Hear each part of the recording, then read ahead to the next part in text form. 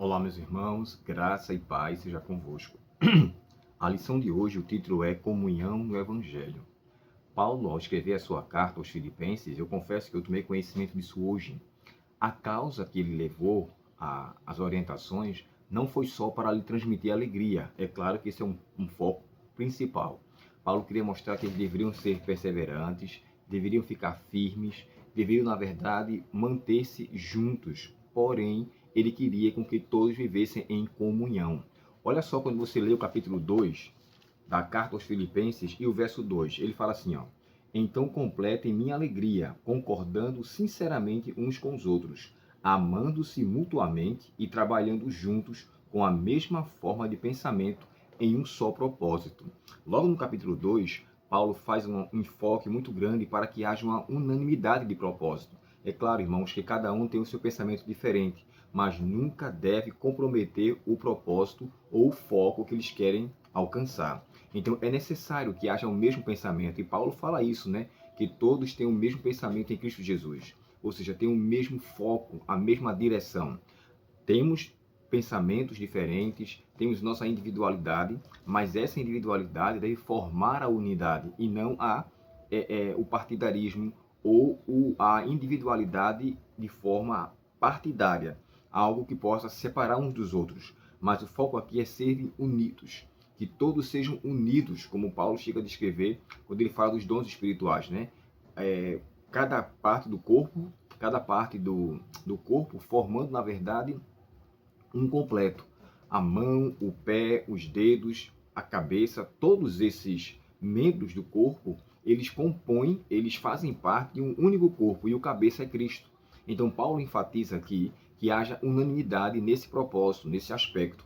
E é o curioso, irmãos, que ele cita aqui pela primeira e única vez duas mulheres. De acordo com Filipenses 4, e o verso 2, ele cita Evódia e a outra é Sintique. Essas duas mulheres, irmãos, nos parecem ser líderes umas das outras. E na tradução NVT, essas duas mulheres elas são salientadas como que estivessem em controvérsia e causando uma certa desunião no meio da igreja. Nós não sabemos, eu já li vários comentários aqui e não encontrei nenhum comentário que dissesse a natureza daquela desavença ou do seu entendimento. É provável que essas mulheres fossem aquelas que estão lá em Atos capítulo 16, onde fala de Lídia e de algumas outras mulheres. Provavelmente ela fosse uma das líderes, mas olha o que é que fala aqui em Filipenses 4, verso 2. Agora, Paulo falando, suplico a Evódia e Sintique, tendo em vista que estão no Senhor, resolvam seu desentendimento. Ou seja, é claro que existia algo que o desentenderia. E Paulo se preocupava com esse desentendimento para que não causasse um afastamento, ou seja, uma separação, uma discórdia entre os membros da igreja de Filipenses. Então ele pede, aqui ele fala até como uma expressão de rogar, suplicar. E o comentário bíblico adventista, quando fala sobre isso, ela diz assim, ó: a palavra repetida para mostrar que Paulo exorta cada uma das duas separações, cada uma das duas mulheres separadamente, pode indicar que ambas estavam erradas. No entanto, não distingue quem está certa ou quem está errada. Quando membros da igreja divergem entre si, cada um deve tomar a iniciativa de se reconciliar sem esperar pelo outro. Aqui o comentário bíblico adventista cita como base Mateus capítulo 18, verso 15. Sabe aquela frase de dizer assim, não fui eu que errei, ele que vem até mim? O texto sagrado em Mateus 18, verso 15 fala assim, se teu amigo fizer algo contra você, vai tu a ele.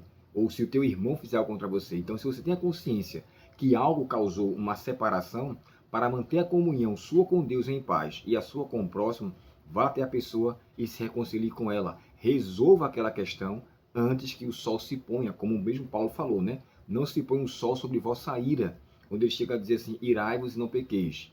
Agir pela raiva, no geral, sempre leva a uma situação, uma disfunção de pensamento, a uma forma de você até encontrar-se com Deus de forma contrária àquele que o faria em uma outra situação, se fosse o caso. Mas aqui me chama a atenção que Paulo, quando fala isso, ele pede com toda a dedicação, ele roga que haja de fato um pensamento semelhante. E aqui ele diz bem claro, né? Filipenses 1, 3 a 8, Paulo faz aqui um apelo para que haja unanimidade na parte deles. E olha só que coisa linda que se encontra no capítulo 1 de Filipenses, e o verso 3 a 8 diz assim, ó: Todas as vezes que penso em vocês, dou graças a meu Deus. Sempre que oro, peço por todos vocês com alegria, pois são meus cooperadores na propagação das boas novas, desde o primeiro dia até agora.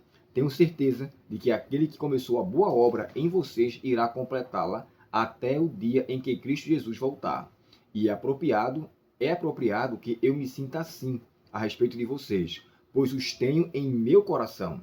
Vocês têm participado comigo da graça, tanto em minha prisão como na defesa e confirmação nas boas novas. Deus sabe do meu amor por vocês e da saudade que tenho de todos, com a mesma compaixão de Cristo Jesus. Irmãos, isso aqui é muito forte. Paulo tinha compaixão pelos filipenses da mesma forma que Cristo tinha para com ele. Ele está compartilhando daquilo que Cristo tinha lhe concedido, a compaixão, a bondade e a misericórdia, sabendo que tudo isso é prerrogativo de Deus. Não há nada meritório na salvação que diga respeito ao ser humano causar algo para a salvação. Ao texto de Romanos é dito que a misericórdia de Deus é algo crucial, é algo que ele faz porque ele quer e não porque a gente mereça. Deixa eu ler para vocês esse texto aqui, olha. Romanos capítulo 9 e o verso 16. E com essa leitura, então, eu encerro a lição de hoje. 9 de Romanos e o verso 16 diz assim, ó: Portanto, a misericórdia depende apenas de Deus e não do nosso desejo nem de nossos esforços. Em outras palavras, toda a obra de salvação, toda a iniciativa parte primeiro de Deus. Quer seja misericórdia, quer seja perdão, quer seja reconciliação, quer seja conversa, sempre parte dele. E nós, como seus filhos, como cristãos que somos, devemos dar continuidade a essa obra. Que eu não espere a pessoa tomar a iniciativa, mas que eu vá até ela e me compadeça, que me reconcilie, que eu faça valer o sentimento que Cristo teve e tem por mim até hoje. Em suma, devemos manter comunhão no Evangelho. As boas novas precisam ser pregadas com determinação, porém no Espírito Santo. Não há como falar das boas novas se eu não estou com o Espírito de Deus. Se o meu espírito for outro, com certeza a minha obra será ineficaz. E aqui nós entendemos que a preocupação de Paulo para que houvesse essa unanimidade na igreja de Filipenses era para que o Espírito Santo permanecesse atuando na vida deles. E assim, o trabalho que foi iniciado pelo Espírito Santo fosse concluído por ele até a volta de Cristo Jesus. Que Deus, portanto, nos abençoe, irmãos, e façamos entender. Felizes aqueles que têm por raízes, como diz a imagem, a palavra de Deus. Esses aqui, sobre esses, dificilmente eles serão abalados. Aquele que faz a sua palavra lâmpada para os seus pés, será luz para o seu caminho, e ela será uma espada que penetrará dentro do nosso coração, nos fazendo com que a nossa vontade seja colocada aos pés de Deus, e Ele em nós realize o seu santo querer. Vamos orar? Obrigado, querido Pai, pela Tua palavra, e obrigado pelos conselhos a nós concedidos hoje, Senhor. Que tenhamos comunhão no Evangelho, nas boas novas, para que saibamos proclamar com o Espírito Santo as santas verdades do Senhor. Perdoa, Pai, quando às vezes prevalecemos com o nosso espírito, mas não permita, Senhor, com que ele possa se demorar, mas que possamos nos voltar para Ti e ter o nosso coração transformado para a honra e glória do Teu nome. Te agradecemos, ó Pai, por esta lição e suplicamos que o Senhor nos auxilie, dando-nos o Teu direcionamento, em nome de Jesus. Amém. Deus muito te abençoe, tenha um ótimo dia na presença do nosso Pai Celestial e até o próximo estudo, se Deus quiser. Até logo.